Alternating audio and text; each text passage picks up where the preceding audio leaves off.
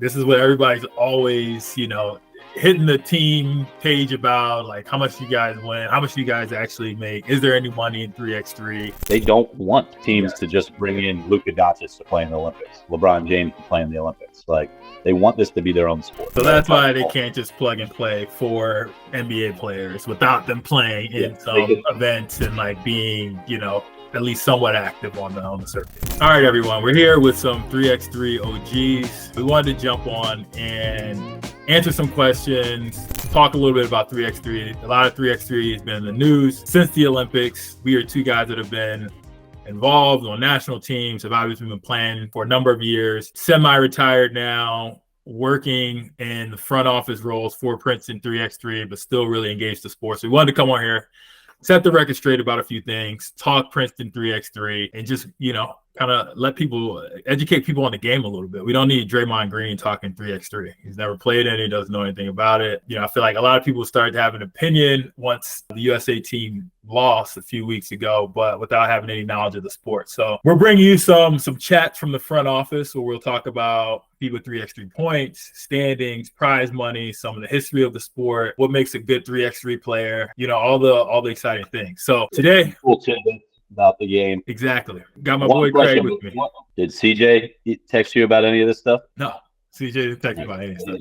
CJ's got two kids. I ran into him on the street on 57th Street, like totally out of the blue. I was going to PT. He's like got the double stroller. He's got snacks and water bottles. He's like, "See?" I'm like, "CJ?"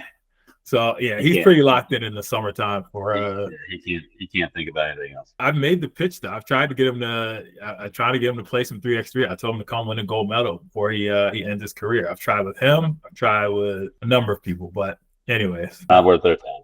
He's got two kids. That's his gold medals. Yeah, and he likes his summers. He's out drinking wine and stuff. But anyways, man, I got some questions for you, man. This is I'm putting you on the interview seat first because you are probably, you're the linchpin for the Princeton 3x3 for sure. So, I don't know if a lot of people realize how our team started, who recruited all the players and kind of formed that first pro team that we put out there in 2018. So start off, can you just share a little bit about your journey in 3x3? How did you first get involved with the sport and what drew you to it? So when I was done playing at Northwestern, the Princeton connection was really strong at that time between Northwestern and Princeton basketball. What was it? Bill Carmody was the head coach still at Northwestern. He ran the Princeton offense. He had been prior to Northwestern the head coach of Princeton during some of their best days, assistant coach during the UCLA upset. When they were ranked top 25, he was their head coach from I want to say 96, 97 to 2001-ish. Took over Northwestern. So the connection was really strong. We had two of our assistants had played at Princeton, one being Craig Robinson, who was Barack Obama's brother-in-law, Michelle Obama's brother. And what ended up happening after I graduated was I just kept getting invited to these 3-on-3 events in Chicago, just like hoop it ups, like random things at parking lots of Soldier Field. And I don't think I said yes to the first one. I don't think I said yes to the second one. But finally I was like, you know what? I got nothing to do this weekend. Sounds cool. A couple of my teammates from Northwestern were going. A couple of cool Princeton people were going to network. So played, found out it was a lot bigger than just a 3-on-3 tournament. It was a networking event. It was just really good people to know in life. And really, so wait, what year was this? What time? 2009. It was literally the summer after I had graduated from Northwestern. So before I even played in Europe, anything like that. Damn, we're old, man. So would literally 15 years ago.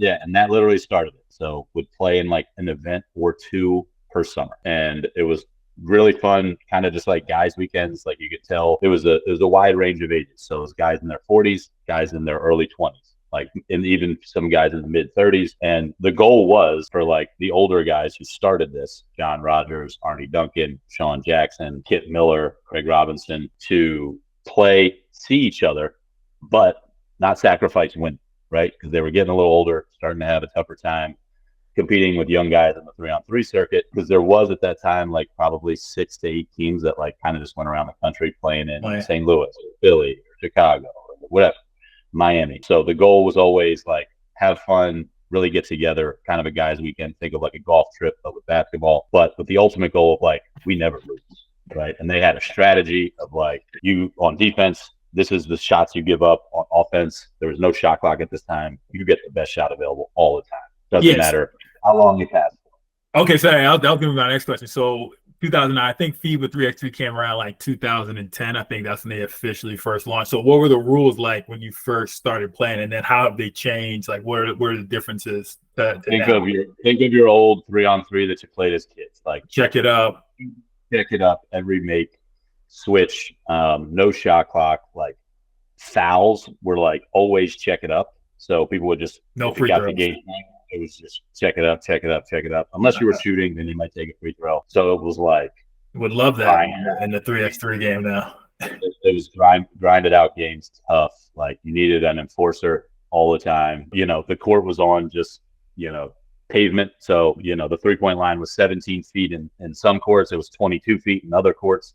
It was just like kind of taped on. And then, you know, we kept playing in these events. I'd play in 1 or 2 a summer. It was cutthroat though, because John Rogers always wanted to win. So if you lost the tournament, you didn't know when the next time you'd be invited back. I went like 2.5 years one time without an invitation because I had lost the tournament. Like, you know, I had kind of fell down the pecking order. And then, you know, some guys can't make it. And you get kind of, you know, they go to their D-list player. I was it again. So came back, played. And that's when FIBA started in like 2013, 2014. FIBA had kind of made its way over from Europe. FIBA 3x3 rules made its way over from Europe. They had started to do some tournaments in the U.S., including the U.S. national tournament. So we played in Baltimore, which qualified us for an event in nationals. So we played there, won it. It was myself, 2 other Northwestern teammates, Tavares Hardy, who coached at Northwestern, and head coach of Loyola Maryland, assistant coach at Georgetown, Georgia Tech, Tim Young, who's an all-time great at Northwestern, and then a really awesome Princeton player, George Lepp, known for like his gritty play, guard, leader. We won the tournament. We qualified to go play in Colorado Springs for the 2014 Nationals. We don't know what we're getting. We think this is a lot more well-run, given like nicer jerseys than we ever have, like USA basketball jerseys. We're like, oh, this is great. And it's myself to Tim, because 2 players had to be the same from the one tournament to the next. And we bring in Arnie Duncan, who's Secretary of Education for Barack Obama, really great player from Harvard, played in Australia for a long time. And then Mac Darrow, who's a 2010, 2011, 2012, something like that, Princeton grad, good shooter, 6'10", are big. And then we win the tournament again and win nationals. Don't really think anything of it, but, you know, USA Basketball comes to us after and is like, hey, we'd like you guys as winners to represent us in Moscow in 6 weeks. So, so you jump into like one of my next questions for you, because I know you played at the highest level representing the U.S. in multiple World Cups, 2014, 2017. Obviously, we were teammates. Like, what were those experiences like? And, you know, how did they kind of shape your perspective, I guess, on like 3x3 basketball, like where it was going or how big it could become?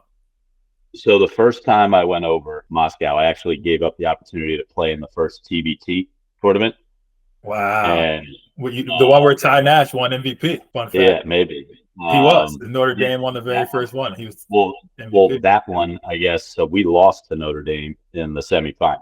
Okay. And the team that I had helped put together, and I was like, man, I could have been the difference maker. I was in Moscow at the time playing 3-on-3 for the U.S. National. Kind of 2 cool opportunities, obviously, but I was like, man, I could have won hundreds of thousands of dollars, and I just totally effed this up for myself. So after playing in Moscow, it was a lot. The U.S. version of 3-on-3 at that time was like very much, you know, freedom of movement, not as physical. Yeah. The European version of it at that time was rugby with a basketball. You know, everyone sees those Instagrams of like the Russian wrestlers. That's what it was, to be honest with you. It was a lot more physical than the 3-on-3 game. I remember this, but like, describe like what those games used to be like. What was a typical score like, you know, 2016, 2017 about 3x3? I mean, it was always, teams usually got to 21, but like the fouls, like, you couldn't get to 7 fouls. Like, teams would get to 6, and then the whistle would be swallowed, and teams knew they could just pummel you because the refs didn't want to decide the game at the free throw line. And that was coming down from the top down, but they had these foul rules, like use them, whatever. So the biggest thing that I thought after coming back from Russia, I was like, I'm not equipped to play in this game. Like, I'm going to play in I gotta TBT. get stronger. Yeah. So I skipped the two. We played in it. I had a great time. Cool trip to Russia, but I was like, I don't need this in my life. This is a little too extreme. So next year, John invites me back to play with Ariel Slow and Steady, the Nationals again. I say, I'm good. I'm playing TBT. So I kind of switched gears. Wow. And then that sounds so crazy now. Like knowing like just who you are, you'd never. Well, I changed for basketball. Yeah. But then 2016, 2017, John kept asking us to play. We started playing in some other events in Los Angeles, Nationals. And this is where you start to come in, right? This is where I started inviting you to events. I could tell that John's talent level and talent pool has started to dwindle. His older guys either had commitments. The only one really still playing was Arnie. He was still capable, but he was getting, he was having some back problems and stuff. We did not have a capable, bigger player at that time that could really make a difference. And then what I was realizing with the FIBA rules is like John started to trust me a little bit because of the tournaments that I won. So he's asking my opinion on players. What I was realizing is we needed, instead of like a passer, a shooter, like a wing that could post. That was always how our teams were built. We had a big guy that could pass, shoot, and dribble, like kind of really versatile. We had like a guy that could kind of do post moves, who was Tim, like a guard forward almost. Big guard, yeah. We'd always have like an unbelievable passer that was like a good shooter, which was like Arnie Duncan or Tim Doyle. Yep. And then we'd have one shooter that we'd try to get that shooter every shot. So we were just wearing down our super. And that could have been a Damon Huffman. It could have been a Dan O'Brady's. It could have been Craig Moore. Yeah. So I was like, we need to scrap that plan, in my opinion. I think we need shooting all over the court, and then we need an anchor. Yeah. And that's exactly what our team was. Yeah. I was actually the anchor. You guys, presented to John, and I was like, listen, I think we have enough passing. Arnie's back is hurt. Like, let me try and construct this. You've never let Damon and I play together because we were too young, and you wanted some like veteran leadership. Let two shooters be on the team together. Dan can kind of, shoot a little bit, but he's also a very good driver. Like, let's see what this lineup looks like together. And that's when we went to the 2017 Nationals, when you finally accepted after multiple I was doing the same thing you were doing. I was, enjoying summer. I went TBT. I played TBT once, but not until way later. But I used to just enjoy New York City summers, man. It's hard to get me away from this place. Yeah, well, at that time, I wasn't asking you to commit to a summer, right? I was asking you to commit to a 3-day weekend. So that was a little different. And even then, when we did that, like, I had no intention of, and none of us had an intention of, like, spending our summers for the next 8 years traveling the world. I was like, this is a cool thing we can do on a weekend. Like, it's free. Like, yeah, it was it was a fun way to hoop, and like we got to travel a little bit, even just like going to Colorado Springs, or when we played out in the Mountain Dew. When Mountain Dew had that circuit in Chicago, like that was even that when I invited you. But even when I invited you to that, even when I invited myself to that, like, I had no intention of playing into. Like, it was just a one shop, and that's what it was at that time. It was like, you didn't know when the next home was coming. Now we can build schedules. Now we can do all these things. Now we know, 8 months in advance when tournaments are. Then it was just like, you got invited. Happy you're invited. You either take it or you leave it. And even that, like that next, after we won that, it kind of spiraled, right? It started to spiral. We had the Dew tournament in Chicago. We knew we were going to go to France. We qualified for Los Angeles. We had Saskatoon. So we ended up playing in like 6 events. And we thought that was probably a lot. And we didn't know when, where was going to happen after that. But we knew that, like, this is fun. We can play in domestic events. We're cool. Like, this is a good lineup for us. And that same year was also the same time, which we had no idea about at all. Well, not that we didn't have the idea. Like, it was some rumblings about this being included in the Olympics. But I remember it was June of 2017 when they made the announcement that it was going to be included officially as a discipline in the 2020 Olympics. And I feel like that shifted everyone's focus a little bit, too, because, we felt like we had a real chance to be Olympians, which we all, do and did. And some of us ended up being eventually. So, but yeah, that was going to be my next question for you. I was going to ask, like, you kind of already told the story of Princeton trajectory and how it has evolved over the years. But I'm going to ask you, can you give me 3 key moments that you think helped the team reach the current level? Like 3 things that happened since that like 2017 time or whatever that you think were pivotal in us getting to where we are right now. So I think the first one is that, I'll say it's the first kind of. I'll give you my 3 too. not an exact moment, but obviously the first national championship and going to the World Cup the first time in 2017 started, right? And I think that the inclusion of like going, performing well, carrying ourselves in a certain way, impressing USA basketball was important, because at the end of that trip in 2017, yeah, our last dinner with Carol Callan was like, hey, will you guys do this? Will you guys, we want you guys to kind of, it's an Olympic sport now, you know it, and you guys jump into this. And she asked us that at dinner. And we didn't know what jumping into it meant at that time, right? We didn't know what 2018 would look like, but we said yes, and we said we would do it together. We already talked about it. I think that was a big moment. I think this is going to probably not on your list, but early in 2018, when again we had no idea what was going on, right? I know where you're going to go with this. No, I think this is big. Go ahead. Well, I think it's going down to Brazil. Being invited to Brazil was when we won that first time. We had like one international tournament, beat the number one team in the world, Novi Sad. Yeah. Whether they were thinking they were on summer break or not, we came down thinking we needed to prove something. But that moment, and then so winning that, I think impressed FIBA enough where when we emailed them, for this we didn't have any events. We needed to like convince people that we deserved events. We had no standing. That was a big deal for us too, because I mean, also like those guys that kicked our ass in the World Cup, earlier that year, in Knott's a few months earlier, and so that was our first crack at them. I think after that, maybe I don't know if we played them, on the circuit somewhere, but it was not far after, and so I think we all knew even when we lost at the World Cup, because it was kind of a wake up call for us, like similar to you, like this is way more physical.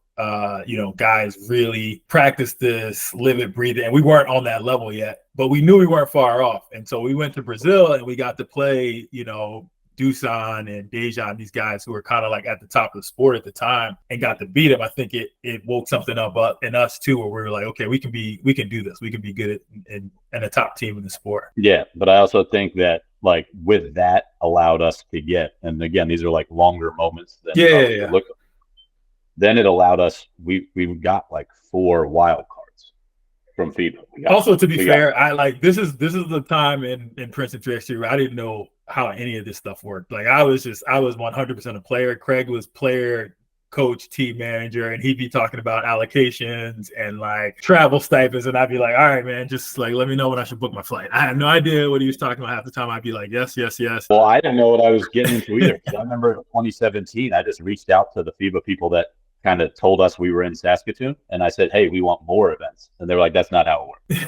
Like you just don't get, it's not like a I don't know, soup kitchen where they're just giving stuff out, right? Yeah. So like I'm gonna come back to that in a second too, and ask you about how we get events, standings, and all that stuff. But what's your, so we got obviously the World Cup. The second one was one of the biggest moments was, and this is from my perspective, was having all of those events given to us. We had 4 events, and that propelled us to be, on the list of top teams. And then I think that motivated us to like, all right, like we're in this, And I think probably the third biggest one was, we started as 4, and then we extended to 6. So having Kareem kind of commit to our team and Robbie Hummel commit to our team, and really having a really good foundation of 6 guys that were all committed at the same level allowed us to do what we did in 2018, which was anytime we got an event, we would get an event 6 weeks before an event. Sometimes we got it the week before,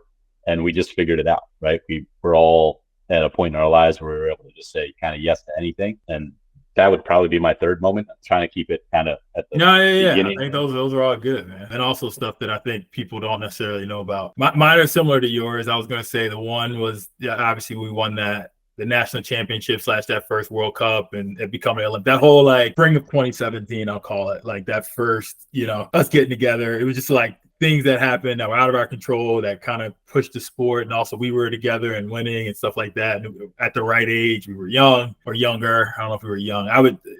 The one regret that I have about 3 years, I wish that I found it when I was 24, 25 versus it wasn't around 29, 30. And it would not have been as fun. Trust me. 2014. Yeah, for sure. Yeah, it's gotten way more, but I just wish it was a little later. Yeah, they got started or whatever. Well, I wish the 3-point barrage of the NBA was a little later. That might have helped my life too. I mean, yeah, true. Number two, I was gonna say when Dan broke his hand at the Dew, we were planning a Mountain Dew event for $20,000 at Venice Beach, and Dan McVrady's at a Princeton guy's wedding the night before and broke his hand, and playing basketball the day before broke his hand playing pickup, but was there at the same wedding with Kareem Maddox, and we needed to sub Kareem into Dan's spot to play with us. And luckily, Kareem had played in another event that qualified him earlier in the year, so we were able to do it like the day before.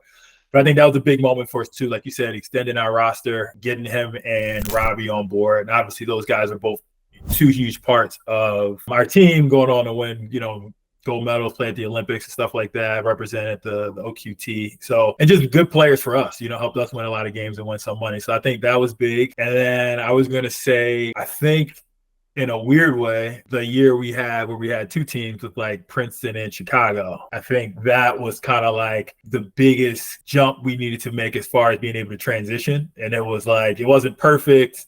It wasn't easy. You and I went and played on a different team, but still under the same umbrella in a role of really trying to like develop guys and develop our team and figure out what we have from a talent standpoint so we could have the best Princeton roster and potentially have two teams. At one time we did want two teams, but I think the focus has always been on like having Princeton be that team that's, ranked in the top 10 and consistently good. So I think that was a big moment for us too, and kind of like figuring that out through the pandemic and all that shit too. I think it taught us a little bit about, we had forgotten kind of what it took to become a 3-on-3 player, like the highs, the lows, the learning curve that it takes. So it taught us what players and what conversations we have with potential new 3-on-3 players that will learn and lead to good 3x3 players. It's not always about, can you make a 3-pointer? Can you defend multiple positions? It's about, do you like to travel? It's about, are you can you have the job flexibility to do these certain things? Do you want to do it? Like, it's about the commitment level being the same on all of that. And I think, we tried to influx a lot of new players, a lot of talent, a lot of people from different backgrounds that kind of taught us what we should be looking for in the new 3-on-3 players, which we didn't really know because we just knew what we were. We kind of, to be honest with you, we got really lucky with our first 6 guys. Like, we had 6 really good players. You obviously had an NBA player. You had a guy yourself who was top in 3-point shooting at their school and in the Big Ten. You got defensive player of the year in Kareem in the Ivy League. You had, all league players. Dan McVrady, I know Dan was a first team guy, Ivy League multiple years. Damon Huffman in the Hall of Fame at Brown. Myself, I was on some of the winningest teams at Lehigh. So I think you hit the nail on the head where like, these aren't like household names, or even some of the schools are, maybe a little lesser known and stuff. People don't think about it, but they're all good players that came from playing at a high level, put us in a good spot. But also, and this is, sometimes, and I think 3-on-3 is a lot of this, and even playing in Europe is a lot of this, especially at the lower league levels, is like, we're even at, no matter what level you play at, the Division I level or college basketball, like, there's a lot of glamour to it. And you get a lot of cool things, and you get frees up and travel really well. Everything's taken care of for you. That's not how it is in 3-on-3. So sometimes you got to be beaten down by like your day job or playing bad pro experience. To appreciate the opportunity to like travel and deal with these things and play for money and play with your friends. So I think that also combination of all of us had been beaten down by the sport a little bit and also by a regular career. So we were very appreciative of what we were allowed to do. And that's why we were so committed to it too. And we all knew that. I think part of it is also knowing that everyone is committed to it. I mean, we used to have random, I don't even think we did Zoom. Zoom wasn't around. I don't even know how we did calls back then. We had 6 people on a call. I remember it, and I was in my apartment in Long Island City, and we'd talk about rosters and we'd fight about rosters. Remember that? Everyone wanted to play. Yeah, everyone wanted to play. Everyone wanted a chance to win money. Everyone wanted to travel. You get Delta miles. Yeah, you would send around a survey monkey or something, and we all pick a roster. After the roster was picked, it was voted on, we'd always have to jump back on the call because one of the 2 guys that weren't selected had to like say his piece on why he thought he should have been on the team. It was rough, but it was fun, right? Like those were hard. Also, there's no rules to these things too. Like, you know, that's the thing about 3x3 where there's no coach on the court, and now a lot of teams have instituted where they have a coach or somebody who manages their team. But we were a true player formed and ran team. So like anytime, and it's different now because again, Craig and I, we sit in this seat of a front office and like, you know, take some of those decisions. And we always bring guys into those decisions when we're making them. But like at the time, it was just us figuring it out. So as a player, you want to play, but you also want to put the best team out. And sometimes you just want to travel to a place because it's cool. There was no rules to this stuff. I wanted to, you said something that made me want to stop, and you talked about a couple of things that like are skills or characteristics or traits that make people good 3x3 players that have nothing to do with like on court or basketball. So there's been a lot of talk, obviously, since the Olympics of like, oh, this person should play, or whatever. From somebody who's played, you know, at the highest levels in 3x3s, managing a team and all that, what are some things that make a person a good 3x3 player? Like, and not just basketball skill sets, like kind of like think about the whole player, the whole experience. Yeah. I mean, I think the obvious thing is like the basketball side, right? It's still a version of basketball, right? So everyone needs those types of skills. You got to be able to put the ball in the basket. You got to be able to stop the ball from going to the basket. And there are obviously various ways to do that. But I think the thing that I've learned from coaching teams, from playing on teams, is the people that buy in to the fact that it is a different strategy, the people that really are okay with and accept that, you know, there's a 5-on-5 has certain things that you want to do to take advantage of. 3-on-3 has the same thing. And the people that are willing to accept that, the good players that are willing to accept that, are going to be better at 3-on-3. If you just come out, roll the ball out, and say, whatever I used to do in 5-on-5, I'm going to do here. Yeah, you could win a couple games. You'll surprise some people. But over the longer stretch of time, you're going to put yourself in, you're going to underperform for what your talent level is. You have to be willing to like coach yourself and take criticism as a team, because literally you can't, there's no coach right there to call timeout. There's no coach right there. So thinking the game is more important than in 5-on-5, because there's no coach to tell you how to think the game. There's no coach to call a play. There's no coach to tell you how to guard a pick and roll. You have to figure that on the fly, and you have to be okay with taking criticism from your teammates and giving criticism to your teammates. And the teams that are good communicating, or at least even if they're not communicating well, can take it in stride, do the best, because you do have to make adjustments depending on who you're playing against, their skill set. I think that answers your question a little bit. No, it definitely answered my question. And the other part is you have to be able to like deal with bullshit, right? Because it's not going to always be perfect on these trips. Even I've talked to some people that were at the Olympics, and it wasn't always perfect. I mean, the one night we watched the Olympics, it was flooding, like in the tunnel. I thought that was hilarious. Like we were, me and AK are watching that, and like it starts raining, and it's the exact same way it was in like 2017 at a Challenger or something. People are like running around. I'm like, oh, at least they have a tarp. Yeah, I mean, it's an outdoor sport, so like you're going to deal with conditions, right? We played in tournaments. You couldn't even take a shot outside of 15 feet because the wind is so much. Saskatoon, baby. Yeah, you guys played in a tsunami, basically, in Penang. Downpour in Penang. No shade to FIBA. The sport's developed a lot, and but again, it's an outdoor sport. It's a little rugged. You have a bunch of different organizers and stuff. So like, there's a little variance, and we've been through it all. It's much more streamlined and like level now, but there's still some shit.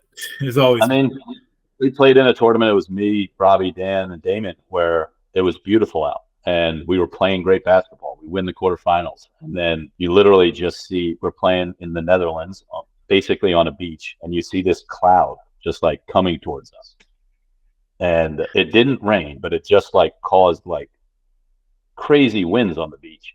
And the other team was a not as skilled team. Looked at us and was like smiling, clapping, and we're like, this is not good for skilled players. Yeah. This is good for the old push and roll teams. You have to accept that it's a different sport. I think that's the one biggest thing that I would say to anyone taking it on is like, don't think that just because you played 5-on-5 that everything translates. Yes, I agree. Yes, your skills translate, but it is a different sport. That you accept that and try and be the best at this sport with your skill set, then it's going to take you. Your skills translate, but then some things don't always either. Like, which is, I think people don't always think about either. Like for me, I think one thing, like playing 5-on-5, I was usually faster than other big guy up and down the floor. So like, I'm always thinking I could get, at least 1 bucket, 2 buckets per game of pickup of like just literally like beating my man down the floor. If I'm playing with you, like how to, you always be looking for me or whatever. And then like playing at half court, I don't get those same opportunities to like out sprint a guy. So like even, some of the skill sets are like things that you might be really like give you more of an advantage or whatever. Not say that it doesn't help to be fast, but give you more of an advantage on 5-on-5, not always a 3-on-3. But I think like you're trying to you knowing that you're faster is trying to outthink a guy, right? So how can you do that in 3-on-3? Like, just as you're like, okay, I'm going to outthink a guy to sprint down the court and take advantage of this opportunity that I have. It's the same rules apply in 3-on-3. It's just you have to be faster to think versus be faster to run.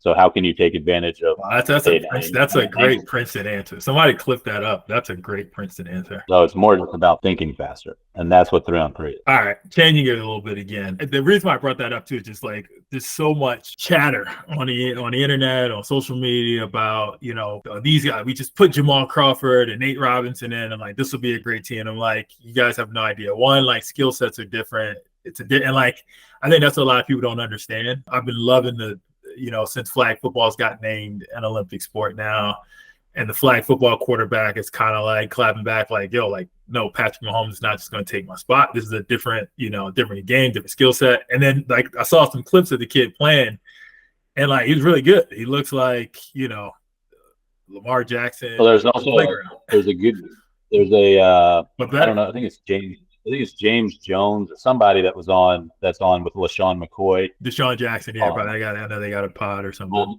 no, it's not Deshaun Jackson, but LaShawn McCoy has a Fox Sports.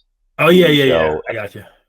And one of the guys on it was like, he's a Green Bay Packers wide receiver. I can't remember his name. It's JJ something. He was like, have you guys watched this? Like the strategy is completely different. Like there's one rusher, there's people all over the field, they hike it. They don't hike it straight back. They'll hike it like sideways to the guy over there so that he's like, you guys would get murdered as a football player because you guys are used to tackling. So, I mean, I think it's different than 3-on-3, but listen, Draymond Green, look at the box score the last time I played against him when he was at Michigan State. He played 3 minutes. I won the game. So, like, he can come. We've all played against good players like that. So, like, Draymond, you'd be great at 3-on-3, but he actually would be very good at 3-on-3. Like he might be somebody that could help in 2028. But I disagree but I very much disagree that Naz Reid would be like unbelievable, right? He'd be a great player. He's a great basketball player. Can't take that away from him. But is he willing to accept that it's a different sport? But also he's not like a Jamal Crawford who's like an unbelievable scorer and stuff, but then you got a guard. And like, I don't know if anybody's like talking about it. And also like, it's so exhausting to be like the primary scorer and ball in 3x3. It's the conditioning part. I think if people don't play, they underestimate that as well. I think there's not many players. There's only one, Miezis. Obviously Jamal Crawford probably can do it every once. Jimmer did as well. But like the way they can be physical, changing directions with the basketball, you lose it a lot of times. Yeah. Again, it's just, they're all great players. They'd probably figure it out. But to figure it out, you have to accept that it's a different sport. And I think it's going to be very hard for people that have been super successful their whole life at 5-on-5, doing whatever the heck they wanted, to be able to accept the differences. Yeah. The other thing, and I will save the story for another time, but like we've literally played against NBA teams with these rules and we're able to beat them. So not necessarily that would be in a 7-game series or something like that, but like it's not just so like plug and play like people think. But again, we'll save that for another time. I want to talk a little bit about pro circuit standings and prize money. This is what everybody's always, hitting the team page about, like how much you guys win, how much do you guys actually make, is there any money in 3x3, how do the standings work and all that. So like, can you just explain let's start with standings. Can you explain how the standings are determined and like what factors go into a team's ranking? So this might be a little jumbled, but the biggest thing to realize is that every event that you play in as an individual and as a team, you get awarded FIBA points. It's kind of arbitrary, but they've set exactly how the formula works, what you get. And it's determined by, first and foremost, how your team does. So how many wins you have, what you finish in the standings. And then from that, you have you're playing games. So each individual gets their own kind of, so each player in their team, determined by wins and their standing, gets a certain amount of FIBA points. Okay. We'd call it for this one. Let's say you finish first, you get 50,000 points. That's not right, but for that. Then as an individual, if you score 5 points and I score 3 points, and we have so many rebounds and just statistics that they have, you will get an amount of points based on your individual actual play. So if I score more points, I get more rebounds. I'll have more points at the end of the day. Gotcha. Your individual box score then attributes a certain amount of individual points for you as well after the tournament. So that is compiled into your kind of individual event points. Each individual, their ranking that comes from that is based on their 9 best events within the last 12 months. So tomorrow, the August 23rd of last year will roll off. So it's our 9 best events from the last 12 months. And that is how the rankings is. And you can see that online. It's very transparent. Jimmer Fredette is the #1 player in the world because his team has done pretty well over the last year, but also he has been kind of the most used player. Yeah, on that team. So he's the #1 player in the world. But he's hurt now, so he'll kind of roll off. It's kind of similar to golf, right? So golf has that, what have you done for me lately? Yeah. That's kind of how it's done here. And then that trickles over to team points. So your team is based on your team's individual performances. And it can either be done by so we have rosters of 6. It'll be done by your 3 best players and their point totals. So that could equate it. Or they've just made a rule change where it can be, FIBA has said that it can also be calculated. Your team ranking can be calculated by the 7 best events that you've played in over the last year based on the 4 players that played. So that's a new one. And I think that probably will take over as how teams are ranked going forward for the most part, because that seems to be a higher number than the 3. And subsequently, federations and how countries make the Olympics qualify for World Cup. Talk about this, because these points also affect Olympics and Olympic qualifying as well.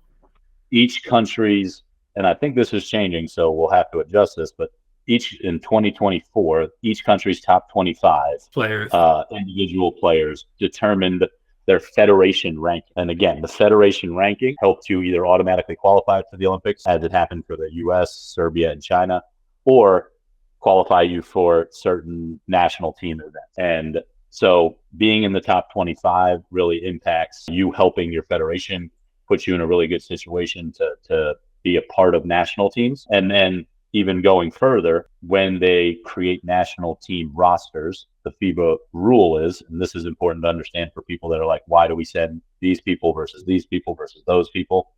2 players on the roster have to be ranked in your federation's top 10. So that's how you make up half the roster for a national team event, World Cup, Olympics.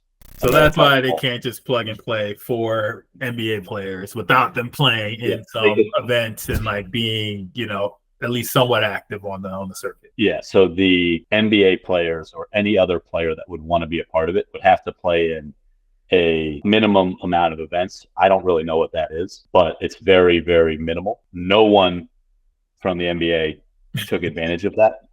And there were people that reached out to USA Basketball to see if they could. But when told what the requirement was, they did not do it, whether it was because their NBA season didn't allow it, whether it was because they said, that seems like too much. So I think that's the thing that was confusing so many people too, because you saw it on the WNBA side where you had, De'Erica Hamby, Ryan Howard in the past, the gold medal team in 2021, full WNBA roster. And so the thought would be why is it not happening on the men's side in the same way? Well, those players that decided to do it played in a, or I think Kelsey Plum, when she did it, was in the top 10.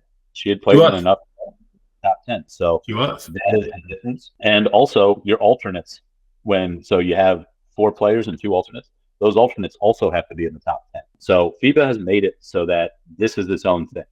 They don't want teams to just bring in Luka Doncic to play in the Olympics, LeBron James to play in the Olympics. Like, they want this to be their own sport. They want this to be to have its own stars. And so, and I think that's why it's gotten a stick and like kind of organically grown too. Like, we talked about it, and it's still gaining traction here in the United States. I think that like the 2020 Olympics being here, us having probably both our men's and women's team in it, and like us coming off a loss. I think people, when they think about USA, they think about basketball. They want us to win and all that. So I think there'll just be even more attention, hopefully some additional talented players that commit to it and stuff. I think, more people knowing about it is ultimately helpful. And obviously we'll keep going and getting stronger as well in Princeton. But I think FIBA, when they're thinking about this, they're thinking about their sport, right? They've created a different discipline, just like beach volleyball. As with regular volleyball, to have it be a professional sport, they needed this kind of Olympic tie-in. And if you just said, oh, you can bring anyone you want from it, then I think probably, I don't know, at least half the players that play on the pro circuit do it so that they could potentially be in the Olympics, right? That's the kind of for sure goal, right? So if you take that away, a lot of guys, especially Jimmer Fredette, would not have played in the pro circuit last year if he didn't have the opportunity to play in the Olympics. That was what drew him in. That's what draws a lot of people into the sport, and then they get hooked. But that they need that kind of bait to get kind of players over across the world. So, and that's what keeps federations involved. That's what, having this pull. If those things, they were just like, oh, you can just bring your 4 best wherever you want, doesn't matter, then the whole infrastructure probably crumbles.